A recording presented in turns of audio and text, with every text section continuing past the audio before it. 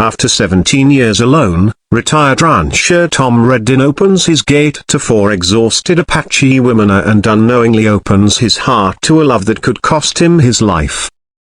The wind came low across the San Mateo plain, brushing dry yellow grass like a whispered memory. Tom Reddin stood on his porch, boots planted in the rotting boards that creaked under his weight, a tin cup of black coffee warming his hands. Dawn sat soft on the horizon, its colors thin and tired. Tom knew the feeling. He had lived alone out here for 17 years, so long enough for the walls of his ranch house to sag and the silence to become louder than gunfire. He wasn't always alone. The land still remembered the laughter of his late wife, Claire. There were places on the ranch where he couldn't go without hearing her, a slope by the creek where she used to gather wildflowers, the barn where they danced on warm summer nights. When she died of fever during one vicious winter, the ranch seemed to stop breathing. Tom never remarried. He didn't even leave the property for long. The world outside grew distant, and he let it drift. The rancher had grown old in slow stages. He didn't notice the gray in his beard until one morning it was all silver. He didn't know when his back stopped bending easily, or when his voice became a quiet rumble instead of a full shout. Time slipped around him like dust in a sunbeam, always there but never touched. On that particular morning, as he stared toward the mountains rising red and jagged beyond the plain, he saw something unusual: 4 silhouettes moving slowly toward his land. At first, he thought they might be riders, but the figures walked steadily, unhurried. Tom narrowed his eyes. They were approaching from the east where the rock hills curved like sleeping giants. The closer they came, the clearer their outlines grew. 4 Apache women, each with dust on their dresses, their hems torn, their hair wind-strewn. They carried no weapons that he could see, and from the way they moved, they looked exhausted. Tom placed the coffee down and stepped off the porch, his joints stiff, his mind alert for the first time in months. When they reached the fence line, the oldest among them lifted her hand in greeting. Her face was lined with the kind of wisdom only the desert could carve. Beside her stood a younger woman with fierce eyes, and 2 teenagers who kept close, tense and watchful. Tom tipped his hat. "Morning," he said, voice steady but edged with caution. "You folks lost?" The older woman studied him for a long moment before she answered. "We seek water. Rest. We mean no harm." Tom had lived long enough to know when someone spoke the truth. He pointed toward the well and stepped aside. "Water's there. Help yourselves." He brought out a bucket and lowered it himself. The women drank greedily, the younger ones first, then the elder. Dust coated their lips, their throats looked raw from the dryness of the land. When they finished, Tom leaned against the post and asked, "Where are you coming from?" The oldest woman glanced at the mountains. "Our village endured hardship. Soldiers passed through days ago. Fires were left behind." She paused, voice trembling with contained grief. "We walked away from ashes." Tom's face tightened. He had seen the smoke in the distance a few days before but had thought it was just summer lightning fires. "I'm sorry," he said, and he meant it. The younger woman stepped forward. "We will go on after resting." Tom looked at the cracked skin on their hands, the limp of one teenage girl, the sunburned cheeks of the other. They had walked far. Maybe too far. "Stay a while," he offered. "I got food enough. A roof. Work too, if you need something to keep your minds busy." They exchanged glances. The elder woman bowed slightly. "You are kind for a white rancher." Tom shrugged. "Just a man with more space than sense." The smallest of the teenagers almost smiled. He led them to the porch and gave them water again, then fetched what food he had: a jerky, beans, hard bread softened with warm broth. They ate quietly, with gratitude in their eyes though no words came. That night, he prepared blankets in the barn. He didn't step too close, didn't impose. He respected their grief. He had lived with his own long enough to recognize the silence of mourning. Over the next few days, the women rested. Tom kept his distance at first, but human beings can only be strangers for so long before the land weaves them into the same story. They learned his name, he learned theirs. The elder woman was Nalan. The fierce-eyed young woman was Danana. The teenagers were Sister Sadissa and Kola. They spoke English well enough, but sometimes conversed in their own tongue, voices soft and musical like the wind between canyon walls. Each morning, Tom found them already awake, tending small tasks around the ranch, sweeping the porch, mending the fence, gathering eggs. He hadn't asked for help, but they offered it naturally, as though work steadied them. Tanana was especially skillful with horses. She touched them with a calm confidence that made even Tom's most stubborn mare gentle. Days turned into a week. Tom felt something he hadn't felt in years, so the house sounded alive. Laughter began to appear in small bursts, mostly from Kola and Diska. The quiet of loneliness loosened its grip on the ranch, and on Tom's heart. One night, as the sun set behind the ridge, turning the sky purple and gold, Tom sat on the porch sharpening an old pocket knife. Danana approached, her expression thoughtful. "You carry much sadness," she said quietly. Tom paused. "Takes one to know one, I guess." She stopped beside him. "Nalan says the land remembers all sorrows, but also all joys." "She's a wise woman," Tom answered. Tanana looked toward the mountains. "Do you wish someone waited for you still?" Tom's throat tightened. "I did. For a long time." Tanana knelt by the porch step, staring at the dry earth. "We lost our men. Our brothers. My husband. The soldiers came without warning." Tom felt an ache deep inside, something old but familiar. "I'm sorry. No one deserves that." She nodded. "Nalin says life makes circles.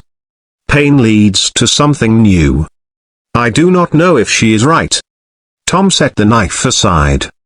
"Maybe circles, maybe straight lines. All I know is a broken bar sometimes surviving is its own kind of hope." Tanana looked at him, then really looked. In the fading light, he saw tears shimmer in her eyes, but she blinked them away. "Thank you," she whispered. From that day, something shifted between them. Not romancey, not yet, not something spoken, but a softness, a shared recognition of scars. Nalan sensed it before either of them admitted it.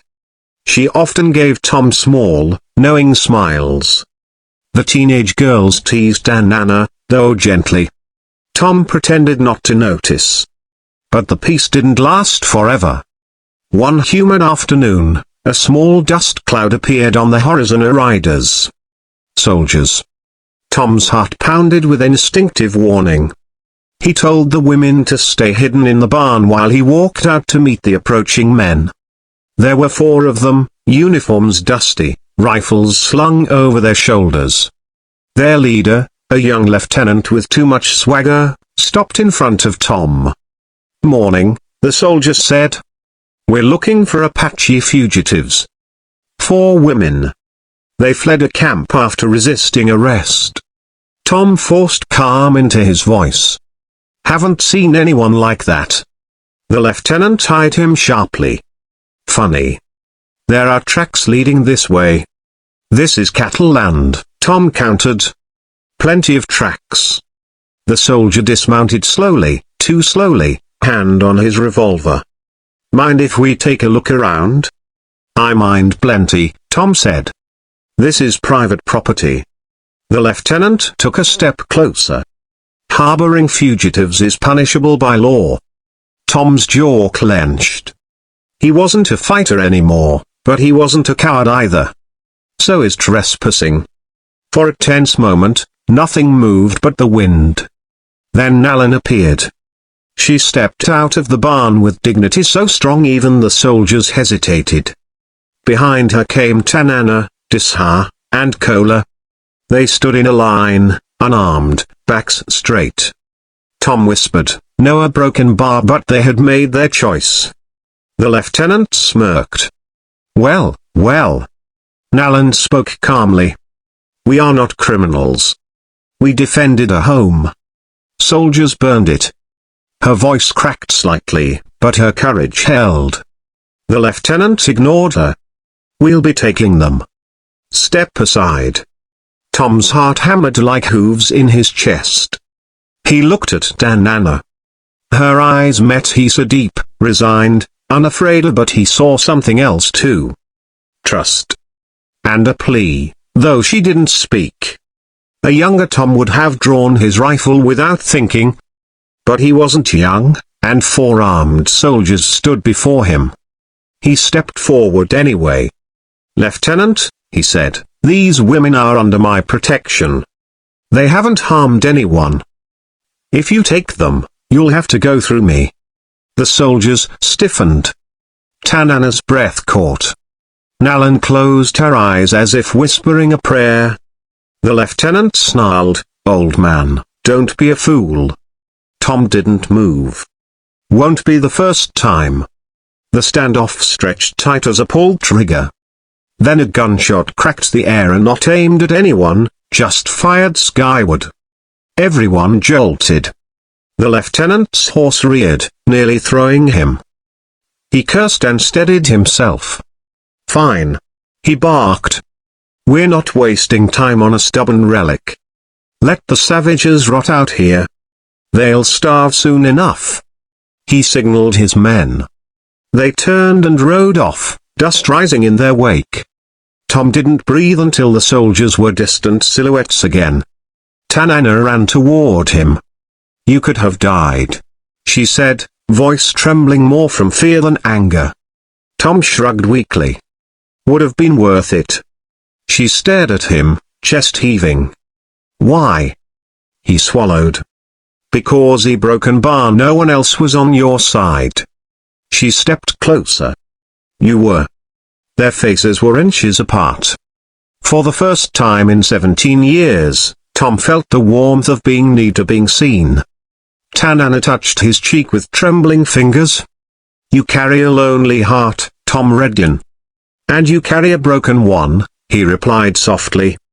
Nalan approached with a gentle smile.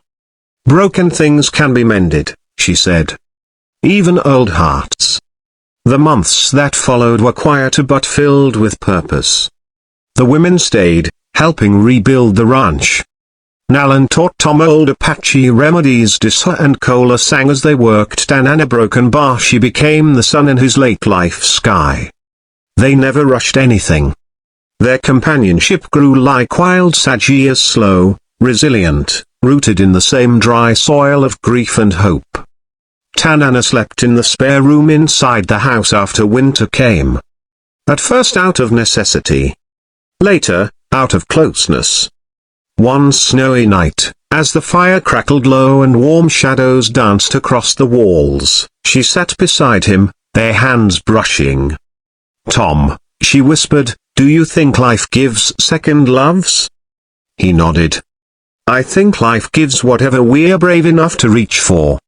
She leaned her head on his shoulder. "I am ready to reach." He kissed her hand slowly, reverently, like a man rediscovering tenderness.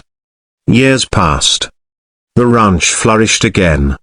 The 4 Apache women became part of the land, part of the home, part of his family. Tanana and Tom shared a love built not on youth, but on survival, 2 people finding warmth in the ashes of old lives.